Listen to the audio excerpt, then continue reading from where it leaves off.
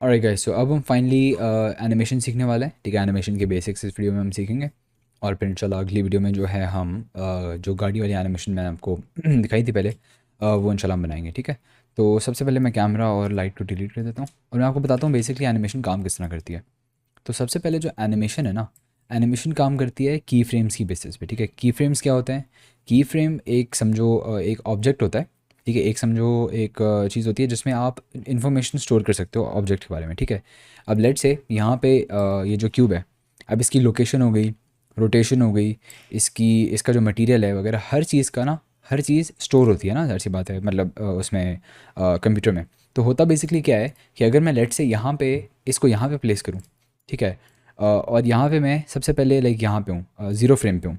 अब ये आपको पता है टाइमलाइन मैं इंट्रोड्यूस करवाता हूँ। टाइमलाइन क्या होती है? बेसिकली ये सारा आपका टाइम होता है। ठीक है, इसमें सेकंड्स में नहीं होता, ये सेकंड्स में नहीं होता। अगर मैं प्ले करूँ इसे स्पेस बार दबा के, तो आप देख सकते हैं काफ़ी तेज़ चल रहा है, काफ़ी तेज़ चल रहा है। ठीक है, अगर ये सेकंड्स होता तो ऑब्वियसली इतना तेज़ ना चलता।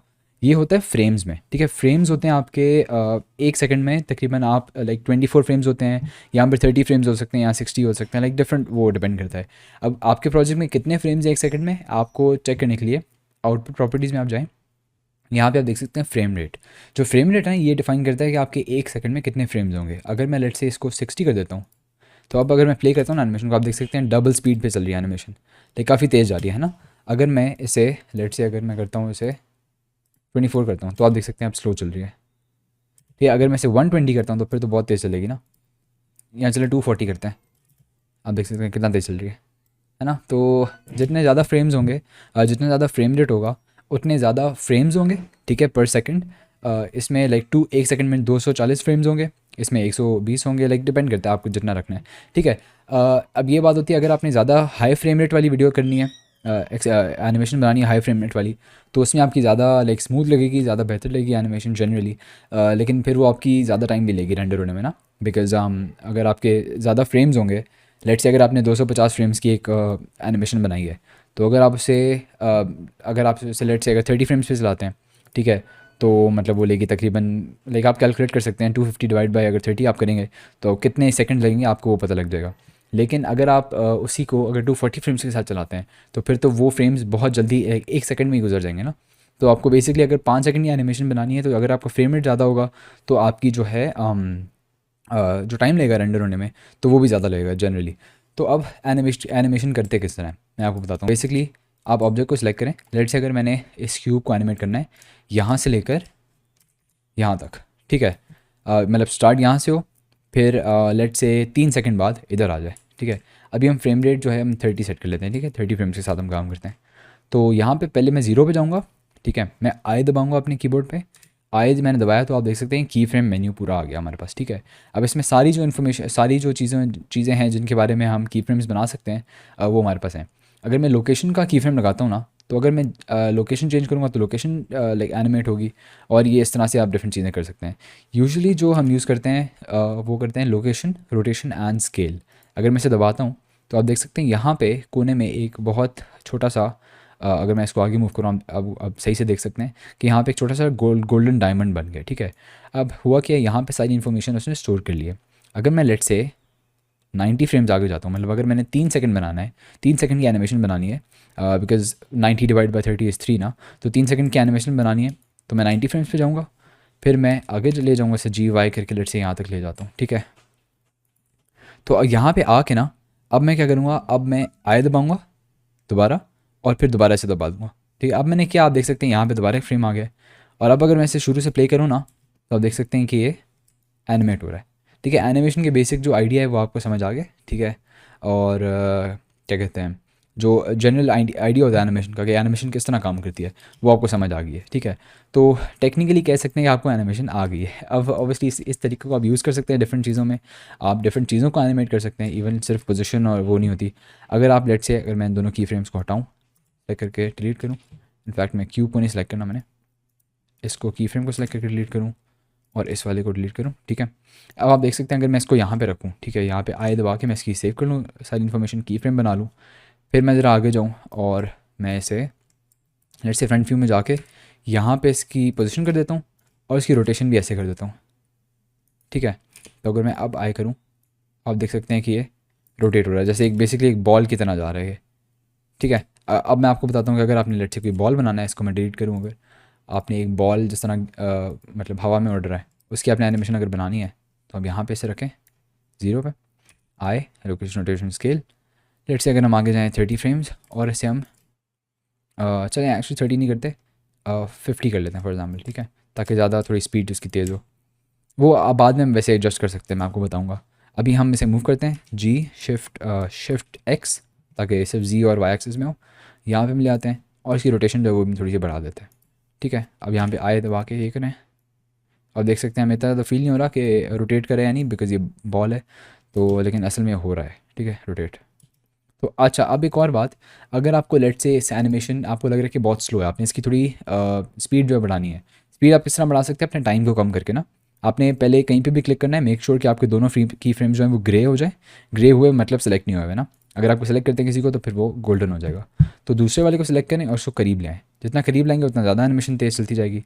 अगर लेट से यहाँ पे लाता हूँ तो 30 फ्रेम्स यानी 1 सेकंड में, तो आप देख सकते हैं काफ़ी तेज़ हमारी एनिमेशन हो गई है। यहाँ से मैं अगर बहुत ही करीब लाऊँ, फिर आप देख सकते हैं बहुत तेज़ हो गई है। अब अगर मैं इसको अगले फ्रेम पे लाऊँ ना, लेट से 0 फ्रेम पे ही है और 1 फ्रेम पे भी अगर मैं ले आऊँ, तो फिर वो इंस्टेंटली हो जाएगी, ठीक है, बिकॉज़ एक फ्रेम के बीच में तो जगह नहीं होती ना। तो ये हम काफ़ी चीज़ यूज़ करेंगे कि हमें लेट से किसी चीज़ को टेलीपोर्ट करना है ना, कि 1 सेकंड में वहाँ पे हो, फिर उसी वक्त ही दूसरी जगह पे चली जाए। तो फिर हम इसको ये करेंगे कि नेक्स्ट की फ्रेम हम चेंज कर देंगे। अब मैं आपको एक बात बताता हूँ, जो मैंने एक एनिमेशन में किया था रिसेंटली, वो ये था कि लाइट्स पहले ऑफ थी, फिर लाइट्स ऑन हो गई थी। वो मैंने किस तरह किया था, वो मैंने मटीरियल का की फ्रेम बनाया था, ठीक है। अगर मैं इसको हटा दूँ की फ्रेम्स को, और बाय द वे प्रोजेक्ट को सेव कर लें, तो अब लाइट्स ऑन करने के लिए या फिर अपनी जो मटेरियल है उसको चेंज करने के लिए हम क्या करेंगे कि पहले हम ज़रा रेंडर्ड मोड में जाते हैं।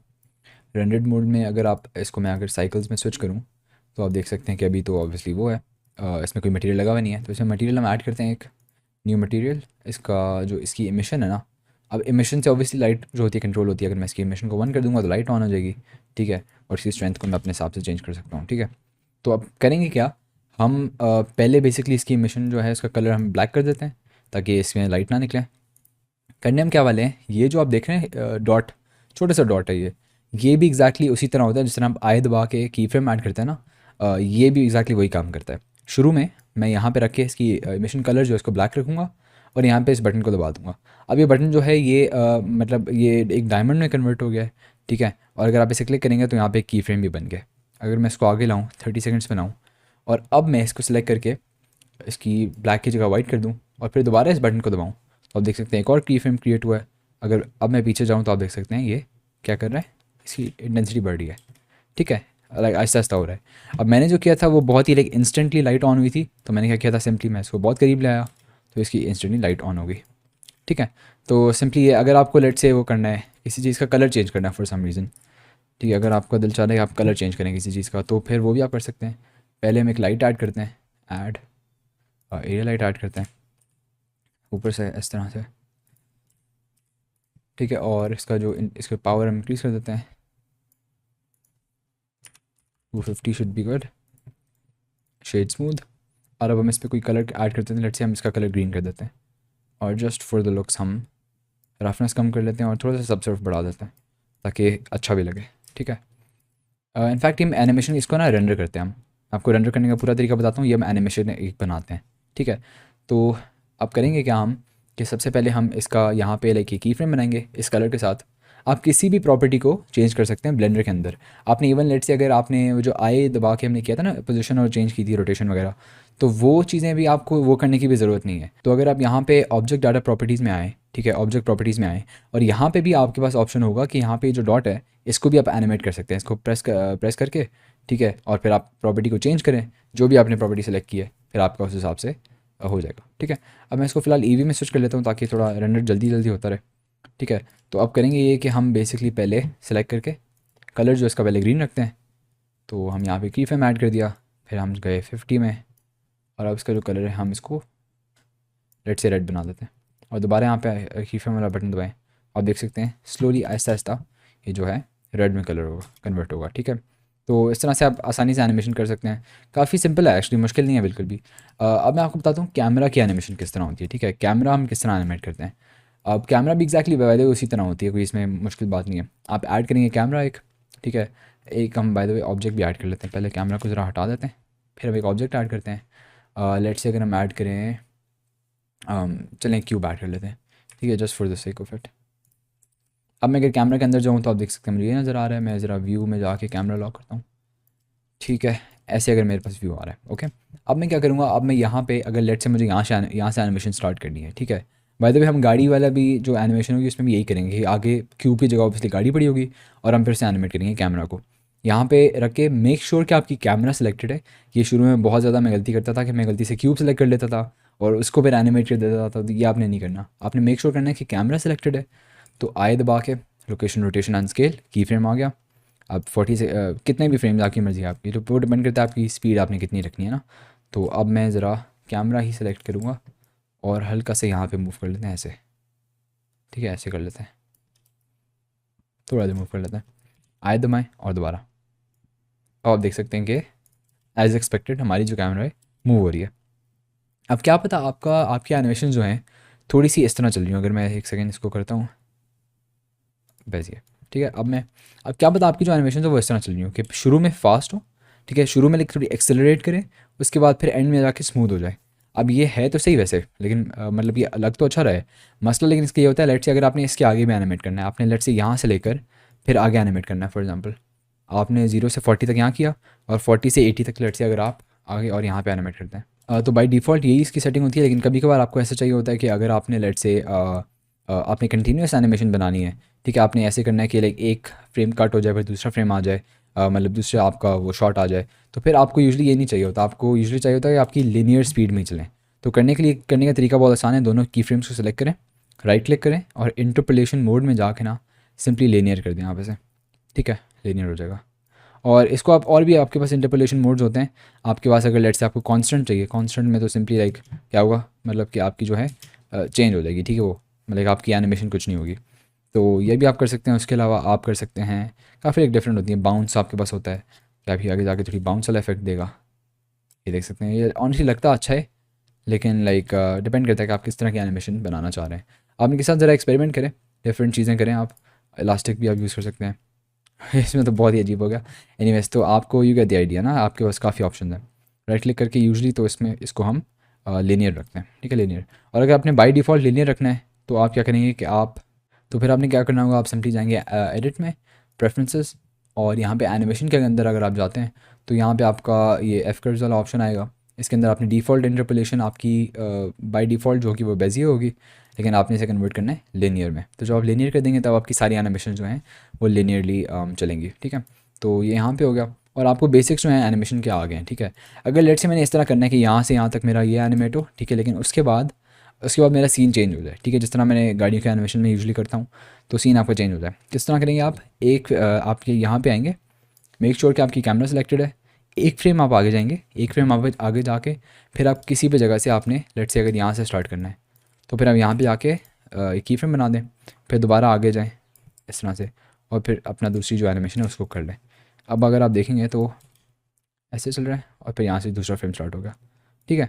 तो ये इस तरह आप कर सकते हैं, काफ़ी सिंपल एक्चुअली तरीका है, मुश्किल नहीं है ज़्यादा। ब्लेंडर के जो पुराने वर्जन होते थे उनमें थोड़ा सा मुश्किल होता था, लेकिन अभी जो है काफ़ी उन्होंने सिंपल कर दिया, ठीक है। तो ये आपकी एनिमेशन की जो है बेसिक्स हैं।